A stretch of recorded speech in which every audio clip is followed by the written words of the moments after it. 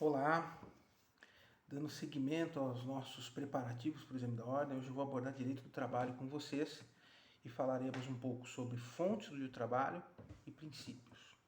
Sobre as fontes do direito do trabalho, temos a Constituição Federal, em especial lembrem do artigo 7º da Constituição, nós temos a nossa CLT, que não é um código como o Código Civil, o Código Penal. Ela é construída através da reunião de diversas leis esparsas, que foram construídas, foram elaboradas ao longo do tempo. Está aí o contexto de historicidade do direito do trabalho. Então foram essas normas todas compiladas num único instrumento, hoje a nossa CLT. Como fonte também temos súmulas e decisões da Justiça, tá? Temos sentença arbitral, nós temos sentença normativa em razão de dissídios coletivos, acordo e convenção coletiva. Lembrando que para nós, do direito do trabalho, aquela hierarquia que todo mundo diz lá que existe na pirâmide de Kelsen, etc., Constituição acima, pois as normas infraconstitucionais, enfim.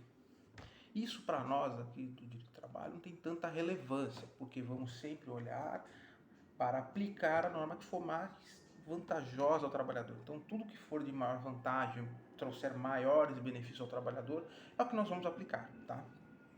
A exceção Griffin para pesquisa, na verdade, consulta o artigo 611-A da CLT e 620 da CLT, que traz que aqui nós vamos olhar a convenção e acordo coletivo. Por quê? Porque trata-se de coisas que são regulamentadas via acordo e convenção coletiva. Tudo bem? Então, enfim, se lá tiver a pactuação dependente de PLR ou tiver alguma coisa voltada para prorrogação de jornada, enfim, vai estar lá, aí aplicamos o que lá estiver, ok? Regra geral, vamos olhar a norma mais favorável. Ah, mas a CLT é mais favorável, entre aspas, à Constituição, ou vamos supor que existe um dispositivo abaixo da CLT que é mais vantajoso que a CLT.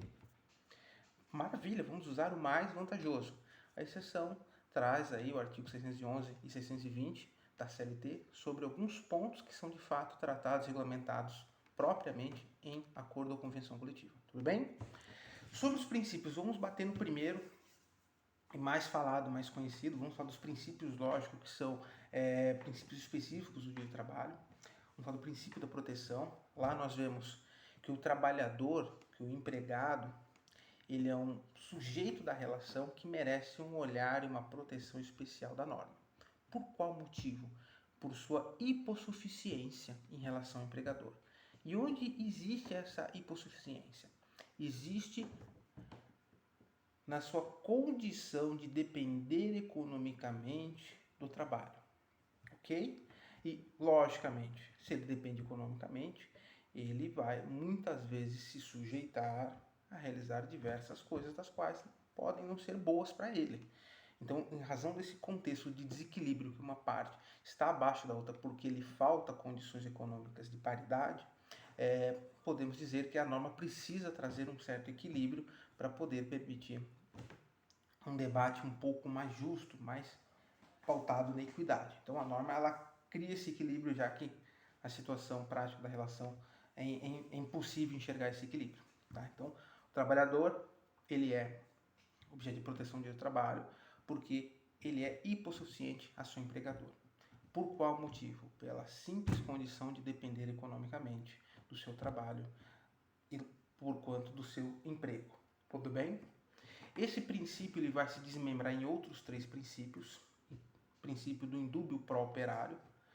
Qualquer condição de dúvida se devemos ou não proteger, se devemos ou não aplicar norma X, Y, se as condições são melhores ou piores, a dúvida deve sempre correr a favor do trabalhador. Então, uma máxima geral, independentemente do que, esse IPI, vamos trocar ou não?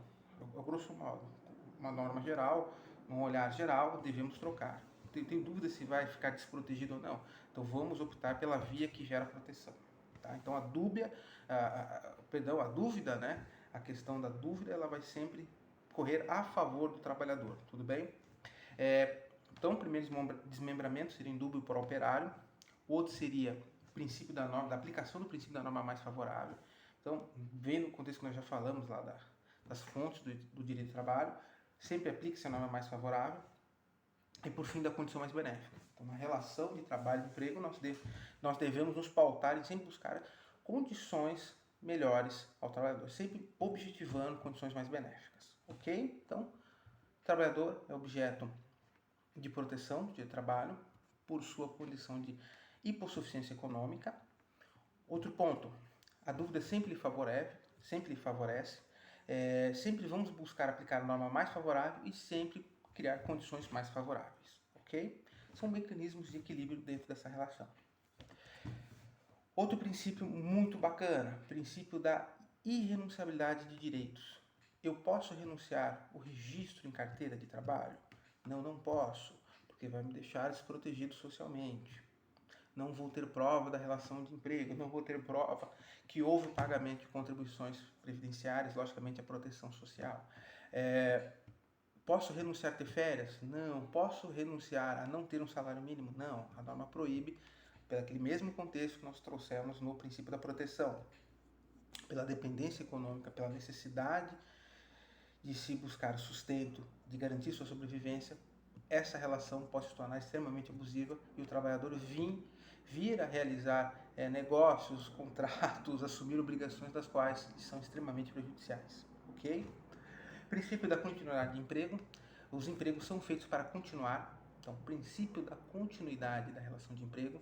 Os princípios são feitos para... os contratos, as relações de emprego são feitas para perdurarem no tempo. Então, eu ter contratos curtos, precários, temporários, são medidas excepcionais, não é o desejado para a sociedade como um padrão. Por quê? Por que a continuidade ela é importante? Porque as pessoas precisam ter um consumo equilibrado, elas precisam comprar coisas, elas precisam ter uma atividade econômica contínua, tem a ver com o equilíbrio econômico da própria sociedade.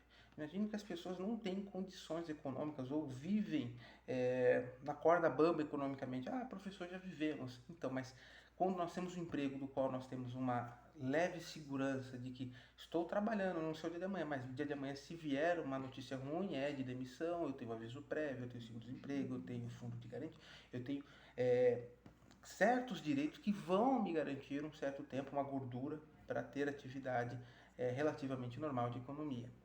Agora, se eu não tenho nada disso, eu vivo hoje, amanhã eu não sei o que vai ser de mim, porque eu posso não ter nada no meu bolso, isso traz uma instabilidade econômica muito grande para o trabalhador e, consequentemente, para a sociedade. Então, por isso que o desejo é que esses vínculos sejam feitos, os vínculos de emprego, para serem contínuos, para serem por prazos indeterminados, e aí, excepcionalmente, permitimos alguns contratos previstos em lei com prazo determinado, como o próprio contrato de experiência, o contrato temporário, então em situações específicas. O princípio da primazia da realidade diz que entre documentos e fatos, para nós no direito do trabalho, os fatos prevalecem. Ponto. Tá, legal, me dá um exemplo prático. Eu termino de trabalhar, termino minha jornada, entre aspas, às 17 horas, pico o cartão, meu encarregado olha para mim e fala: bacana, agora pode voltar ao trabalho mais 2 horas. No mundo dos documentos, eu nunca fiz jornada extraordinária, nunca realizei trabalho em hora extra. Isso não existiu. No mundo dos documentos. Nos fatos, estou lá tomando chicotada nas costas. Tá? Estou lá tomando pancada para trabalhar. Enfim, o que aconteceu? Algo tem nos fatos e não tem nos documentos. Se eu conseguir fazer prova através de testemunhas sobre os fatos, esses fatos prevalecem sobre os documentos. Regra geral. Inalterabilidade contratual lesiva. Outro princípio maravilhoso. Não posso piorar o contexto de trabalho do empregador. Não posso alterar a sua relação de trabalho para pior.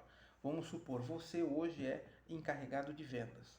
Por uma desavença com o empregador, sei lá, nada de cunho vexatório, desrespeitoso, só desavenças sobre, sei lá, alguma coisa. Roupa, por exemplo, idas ao banheiro, alguma coisa bem superficial que não coloque em jogo o mantimento do vínculo. Vamos pensar uma coisa bem estúpida e aí o empregador, com raiva, na hora, vamos fazer o seguinte, agora você é faxineiro. Com todo respeito à condição de faxineiro, que é uma posição como qualquer outra de trabalho, que merece todo respeito, mas para aquele trabalhador frente aos colegas dele, frente à própria remuneração, é uma bela de uma sacanagem e é muito pior, é muito mais lesivo. Então isso é proibido, ok? Então não posso alterar o contrato de trabalho para pior. Outro princípio bacana é que eles vão derivando dessa questão da inalterabilidade contratual lesiva. Intangibilidade salarial. Não, o que é algo intangível? Não pode ser mexido. Tangível eu posso mexer, né? Intangível eu não posso. Então eu não posso mexer no salário, salvo havendo uma permissão. Então, por exemplo, eu posso fazer descontos desde que aquilo seja convencionado. Tá? Não posso impor a obrigatoriedade de tais descontos. Então vamos supor assim. Plano de saúde. Tem que autorizar. Ah, mas está previsto em acordo e convenção coletiva. Tá, tudo bem. Mas mesmo assim, deve haver uma autorização para a realização de tais descontos. Uma autorização expressa. Ainda dentro do contexto, intangibilidade. Então, por exemplo, eu não posso ficar descontando. Ah, você deu quebra de caixa, eu vou descontar. Isso não pode. Não posso ter alteração contratual para redução de salário. Então, princípio da irredutibilidade salarial. Não posso reduzir salário. Salário é intangível e também não pode ser reduzido. Tá, professor, legal.